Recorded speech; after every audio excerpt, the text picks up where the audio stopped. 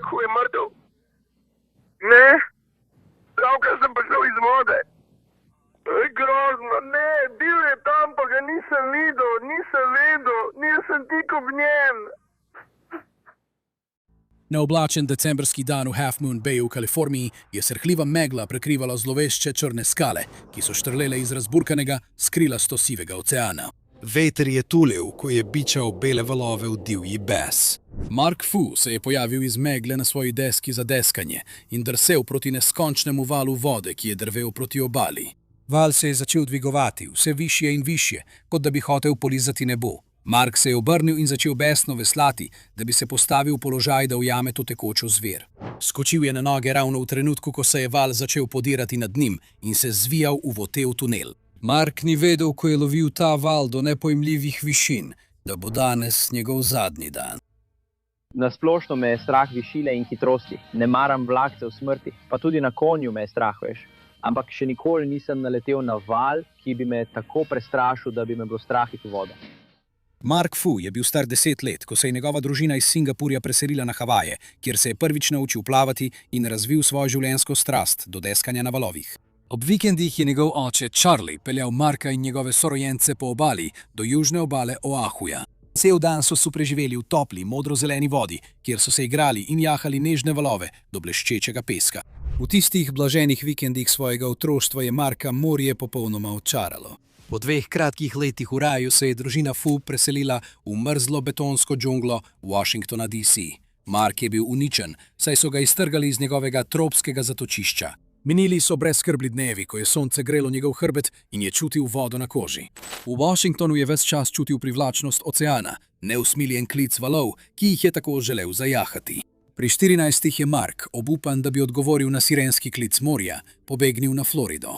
Nekaj čudovitih tednov je znova okusil svobodo, preživljal sončne dni na deski ob obali, preden so ga zaskrbljeni starši končno izsledili. Niso mogli razumeti njegove magnetne privlačnosti do oceana, a so na koncu popustili in pri njegovih 16 letih preselili družino nazaj na Havaje. Mark je znova oživel, ko se je vrnil v svoj pravi dom na Havaje. Zdel se je, kot da izžareva sijaj, ki ga napaja otoško sonce. Zdaj, ko je postal močan plavalec in spreten deskar, je Mark vsak prosti trenutek izkoristil za vadbo svojega telesa in preizkušanje svojih sposobnosti na oceanu, ki mu je tako zelo manjkal. Potem, ko je leto predčasno zaključil srednjo šolo Roosevelt in izpustil podelitev, da bi lahko deskal, je Mark leta 1977 pri komaj 19 letih začel tekmovati na svetovni turneji International Professional Surfers World Tour. Čeprav je kazal velik potencial, v svojih tekmovalnih letih nikoli ni dosegal višje uvrstitve kot 66. mesto na svetu. Merila in sodniki niso uspeli zajeti Markovega prirojenega talenta in strasti. Njegov ustvarjalni, prelomni slog v togih okvirih tekmovanj ni bil cenjen. V zgodnjih 80-ih je Mark zapustil tekmovanja, nezadovoljen s to potjo. Želel je premikati meje in jahati valove ne zaradi točk, temveč zaradi pristnega vznemirjenja ob izzivanju moči oceana. Marka so vedno privlačili veliki valovi, saj se je počutil najbolj živega, ko je svoje telo zoperstavljal mogočnim stenam vode. Zdaj, ko je bil osvobojen, omejitev tekmovanja je sledil svojemu klicu. Mark se je preselil na severno obalo Oahuja, središče deskanja na velikih valovih. To se je izkazalo za popolno platno za njegovo drzno, tekočo tehniko. Mark je napadel sloviti break v Waimea Bayu z elegantno spretnostjo in preudarnostjo. Izrezoval je drzne zavoje gor in dol po obrazu ogromnih valov, združil atletskost in umetnost. Stara garda je opazila tega drznega mladega fenomena, ki se je enakovredno kosul z njimi na njihovem brejku. Mark si je potrpežljivo pridobival njihovo spoštovanje. Leta 1983 je Havaje zajelo enkratno zimsko valovanje, ki je privabilo množice, da bi bili priča nebeškim valovom. Mark je videl svojo priložnost, da se zapiše v zgodovino. 18. januarja je odveslal ven pri Waimea in poskušal zajahati več kot 18 metrov visokega orjaka, ki bi podrl rekord Guinnessove knjige rekordov. Mark se je spustil po obrazu divjega velikana, vendar se mu je deska za surfanje zlomila pod ogromnim pritiskom. Mark je bil premetavan skozi vrtinec v cevi vala. Silovita voda mu je v neizprosnem naletu iz pljuč iztisnila ves zrak. Prav ko se je Marku začel megliti vid in je oglušujoče bobnenje pojemalo, je njegovo mlahavo telo iz morja dvignil reševalni helikopter.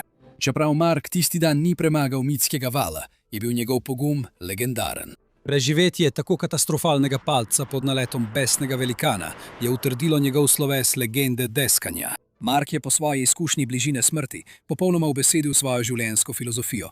Če želiš doživeti vrhunsko vznemirjenje, moraš biti pripravljen plačati najvišjo ceno. To bi bil glamurozen način odhoda. Mislim, to je odličen način za odhod. Mislim, tako bi si kazalo oditi. Te besede so se izkazale za preroške. Markova karizma in fotogeničen slog sta prav tako pripomogla k njegovi slavi. Postal je najljubši motiv za surfarske fotografe in pristal na več naslovnicah revij kot nekateri svetovni prvaki. Mark je razumel moč medijev. Kot otrok, ko je njegova družina živela daleč od oceana, so mu surfarske revije in filmi predstavljali rešilno bilko, saj so mu omogočili stik s športom, ki ga je ljubil. Zdaj je ta vpliv izkoristil za uresničitev svojih sanj. Sponzorji so mu plačevali samo zato, da je deskal, Mark pa je lovil valove po vsem svetu. Havaji, Kalifornija, Indonezija, Južna Afrika, Peru. Kjerkoli so se pojavile govorice o orjaških valovih, ste lahko stavili, da bo Mark kmalu sledil. Do zgodnjih 90-ih je bil Mark splošno priznan kot eden najboljših deskarjev na velikih valovih na svetu. Toda niti Mark še ni vedel za val, ki bo zaznamoval njegovo kariero. Mavericks, ki se nahaja v nepričakovani surferski meki severne Kalifornije. Mavericks je bil desetletja skrbno varovana skrivnost. Do oddaljene skalnate izbokline je bilo mogoče priti le po nevarni poti. Valovi so bili tako mrzli in neusmiljeni kot sama pokrajina. Krajevni Jeff Clark jih je deskal sam 15 let, preden jih je v zgodnjih 90-ih letih končno razkril svetu. Ko je novica o tem valu iz globin, ki bi se lahko kosal z Vaimejo, prišla do deskarjev, je Mark vedel, da mora biti eden prvih, ki bo ukrotil to zver. To je bila tista vrsta novice, na katero nekateri deskarji na velikih valovih čakajo leta. In tista vrsta vala, ki so ga mnogi želeli zajahati kljub nevarnosti. 22. decembra 1994 je Mark čez noč poletel z Havajev v San Francisco. Prejšnji dan so izvedeli, da Mavericks je zajelo izjemno valovanje, kakršno se zgodile enkrat v življenju. To je bila njegova priložnost. Mark je bil znan po tem, da je natančno preučeval vremenske vzorce in njegova dobro raziskana izbira valovnih razmer se je pogosto obrestovala z dihjemajočimi valovi. Ko pa je prispel, 23. je bil šokiran, ko je ugotovil, da je valovanje čez noč hitro upadlo. Gromozanski 15-metrski valovi, ki so bili vidni dan prej, so se zmanjšali na obvladljivih 8 metrov višine. Ti valovi so bili po običajnih merilih še vedno ogromni, vendar je Mark na Vaimeji že jezdil precej večje. Ni bil človek, ki bi se umaknil pred katerimkoli valom, zato se je vseeno pripravil na surfanje. Pridružili so se mu še drugi deskarji na velikih valovih, Ken Bradshaw, Brock Little in Mike Parsons, skupaj s fotografom Robertom Brownom, ki je dokumentiral njihove podvige. Skupina je opazovala zlovešče valove z ladje, ki so jo najeli za pot do Mavericks in se psihično pripravljala na prihajajoči boj. Ko so se odločili zaplavati v penasto vodo, ni bilo več poti nazaj. Mike Parsons je prvi poskusil in z veslanjem na deski prišel mimo loma valov. Težko je ohranjal nadzor, saj so ga z vseh strani udarjali številni valovi, ki so se združili nanj z močjo 1000 tovornjakov. Po obupanem 20-minutnem boju je Mike priznal poraz in dovolil spremljevalnemu vodnemu skuterju, da ga je pobralo iz razburkanih voda ter ga odpeljalo nazaj na relativno varnost čovna. Ken Bradshaw je bil naslednji, ki je izzival usodo, saj je podcenil silovitost povratnih tokov, ki so se vrtinčili pod razburkano površino. Njegova vrvica se je ujela za podvodne skale in z divjo silo ga je potegnilo pod vodo, medtem ko so ga udarjali valovi in mu preprečevali pobeg. Dolže sekunde je bil pritisnjen pod vodo, dokler se ni končno iztrgal, pretresen, a ne poškodovan. Kljub nevarnostim, ki so jih doživeli njegovi prijatelji, je bil Mark neučakan, da bi se podal med velikane, zaradi katerih je prepotoval tako dolgo pot. Brock je sledil Marku in odveslal na vodo 1 uro kasneje, ko se je zdelo, da se je valovanje nekoliko umirilo. Izmenjevana sta si valove in drug drugega spodbujala k vedno drznejšim zračnim manevrom na mogočnih valovih. Po uri nevarnega izzivanja usode in tesnih srečanj so Markovi prijatelji zaključili dan. Medtem si je Mark izbral na videz nežen približno 6-metrski val, da zaključi svojo seanso, kar je bilo precej manj od približno 15-metrskih valov, ki jih je ta atletski in izkušen deskar že premagal. Ostali deskarji so bili zaposleni, saj so pobirali svoje vodne skuterje in pospravljali opremo po svojih napornih bitkah z morjem. Skoraj 90 minut je minilo, preden se je razširil preplah, da za Marka nihče ni vedel, kje je. Kje je Mark, veš, če videl Marka, ki si veslal noter ali ki si prihajal ven? Obupani zaradi izginulega prijatelja so se njegovi spremljevalci razkropili in začeli iskati. Mučne minute kasneje se je Markovo telo končno pojavilo na površju, pol drugi kilometer nižje ob obali. Odneslo ga je v pristanišče, obdano z mogočnimi pečinami. Ko je plovilo obalne straže odkrilo njegovo negibno telo, ki je plavalo med gozdovi morskih alg, so nad njim žalostno kričali osamljeni galebi. Markovi prijatelji niso mogli verjeti, da bi tako izkušen deskar lahko tako tiho izginil. Prešel sem iz popolnega vrhunca, ko sem preživel dogodek in dan, v popolno dno, kakršnega še nikoli nisem občutil. Njihova prejšnja srečanja s smrtjo tisti dan so se zdaj zdela s arhiva napoved prihajajoče tragedije. Valovi, ki so bili vidni z obale, so bili zaradi optične iluzije vrljivo majhni. Valovi primaveri, ko se lomijo izjemno blizu nazobčanih skal in grebena ob obali. Uproti svetlobi medlega sivega neba je bilo težko oceniti prave razmere. Ko je Mark enkrat zaveslal ven, je postala silovitost očitna. Mrzla, močna in razburkana voda je delovala živo, kot da ga želi uničiti. Mark je bil utujen od potovanja, a je odgnal utrujenost, odločen, da ne bo zapravil priložnosti. Izbral si je val in močno zaveslal, da bi ujel njegovo hitrost.